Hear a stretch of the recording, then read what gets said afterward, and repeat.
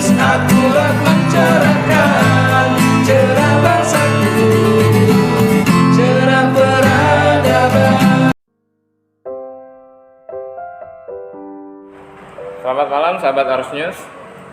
Malam ini kita akan membahas tentang carut-marutnya permasalahan BUMN sebuah negeri di negeri kita ini yang bernama PT Asuransi Jiwasraya.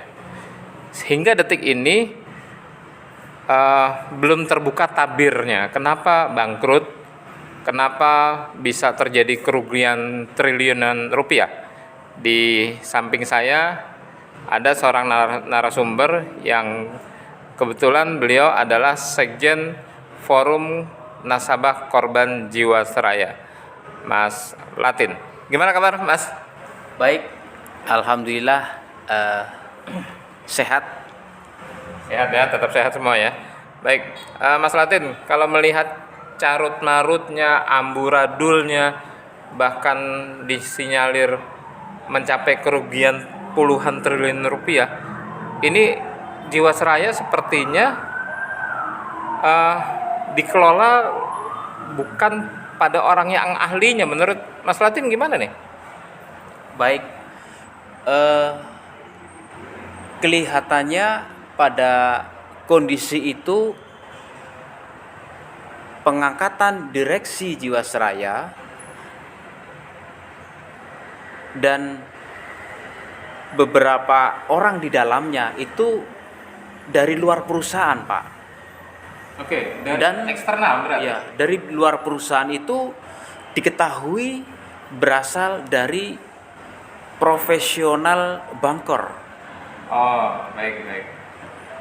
Oke, jadi profesional banker yang ditempatkan oleh Kementerian BUMN saat itu.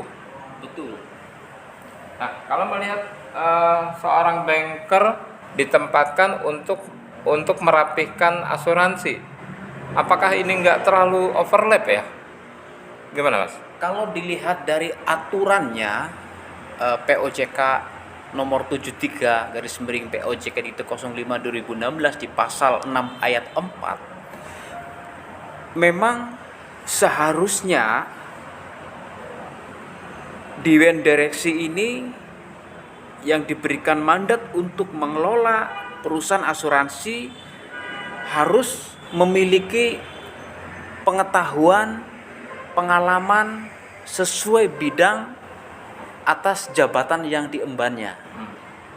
Nah, disinilah letak permasalahannya.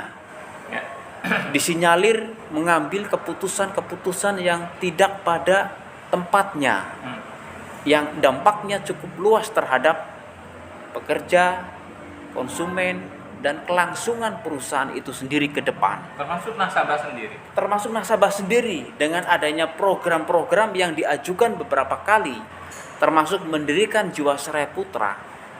Ini suatu hal yang sangat janggal sekali. Kemudian berikutnya dengan program restrukturisasi yang menyasar konsumen polis Jiwasraya, ini juga janggal, tidak memiliki dasar pijakan hukum yang jelas, Pak Mugi. Nah, kami sangat menyayangkan ini karena ini akan berdampak merugikan konsumen polis Jiwasraya sebesar 40% atau setara nilai dengan 23,8 triliun. Kondisi itu kami prihatin sekali. Kenapa direksi periode 2018 ini yang diambil dari para profesional banker dari luar perusahaan ini melakukan tindakan yang arogansi dan ugal-ugalan mengelola BUMN Jiwasraya ini, dengan mematikan perjanjian polis secara sepihak. Itu kan juga udah kurang tepat. Baik, kalau melihat periode 2018, apakah itu di era Menteri BUMN-nya Mas Menteri Pengusaha atau sebelumnya RS?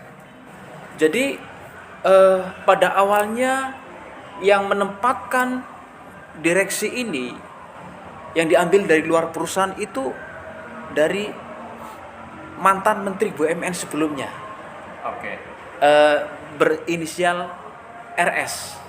Nah, kami tidak tahu ya motivasinya apa dan dasar pijakannya apa. Kenapa menempatkan orang yang tidak memiliki pengetahuan dan ahli di bidangnya itu, sehingga menimbulkan carut marut yang cukup panjang, tidak kunjung selesai. Bahkan akhir cerita ini BUMN Jiwasraya dimatikan, pekerja ditelantarkan, konsumen dirugikan sebesar 23 triliun. Ini suatu hal yang publik termasuk saya sendiri sebagai mantan pekerja di dalam itu bingung.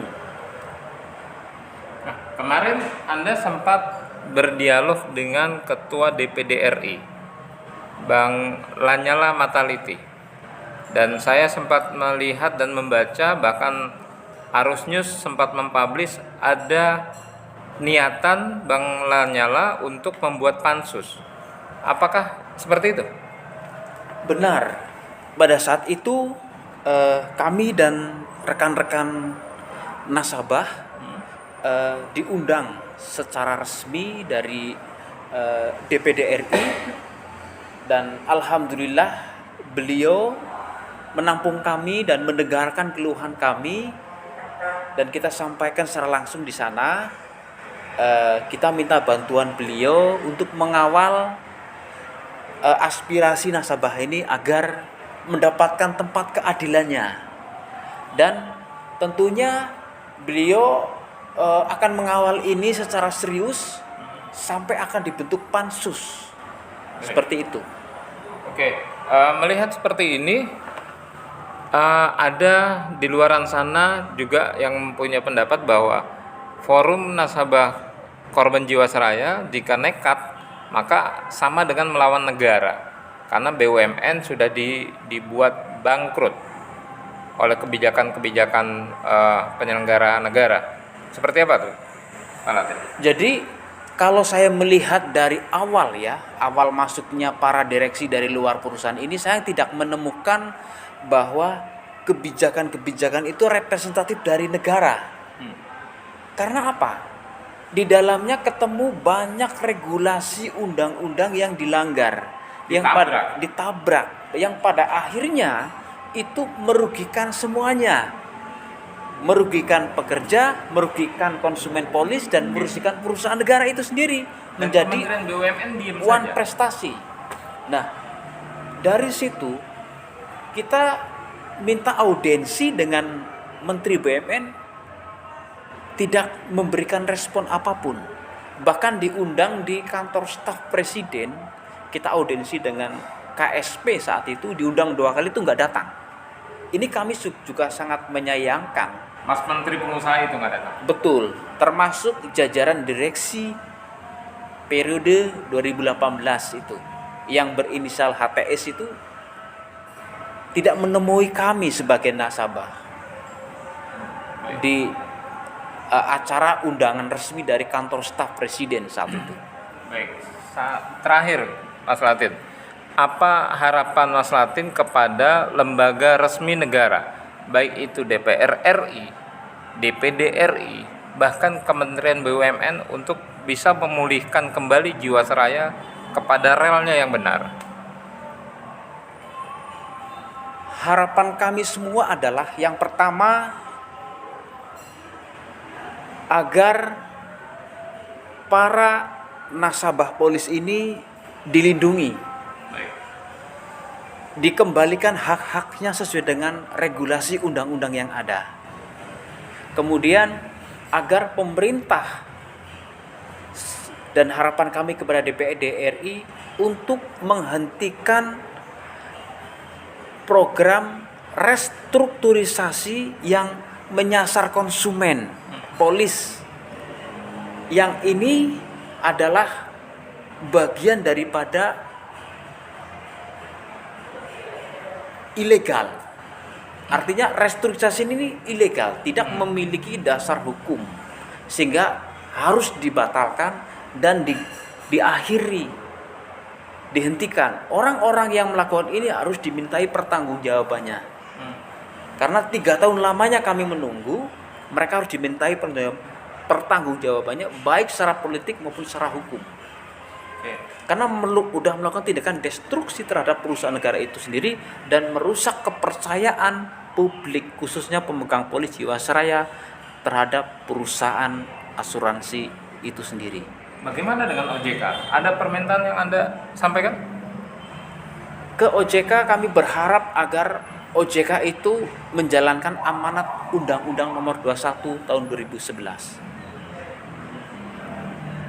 tentang perlindungan konsumen. Ini harus benar-benar ditegakkan dan pemerintah hendaknya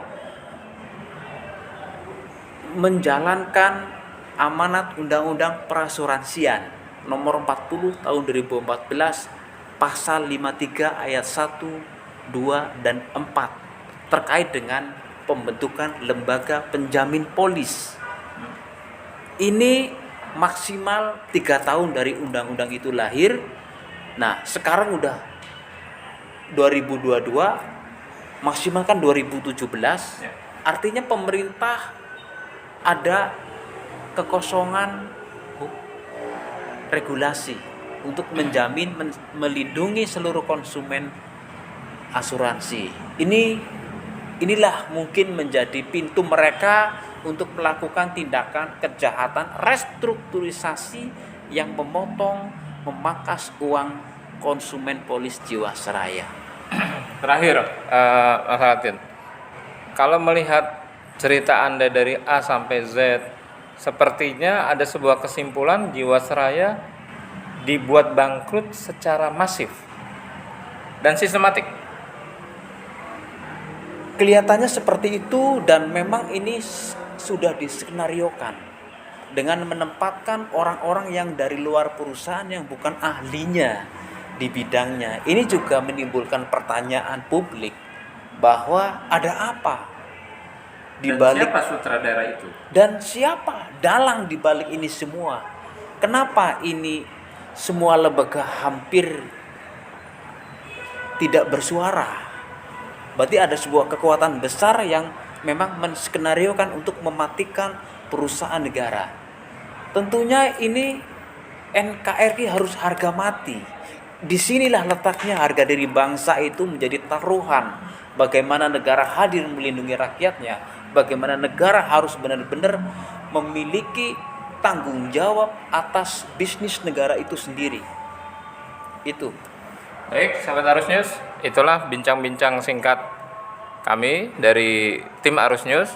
Semoga buat penyelenggara negara, jajaran atas hingga ke bawah yang memiliki kompetensi, bisa memahami dan mewujudkan bela negara. Disinilah miniatur bela negara. Anda koar-koar cinta NKRI, Anda koar-koar NKRI harga mati, Anda diuji di sini. Kenapa Anda bisa menjual Jiwasraya, membangkrutkan Jiwasraya, sehingga terjadilah seperti yang disimpulkan oleh narasumber kami. Saya Mugiono melaporkan dari Jakarta. Terima kasih, Arus News akurat dan mencerahkan.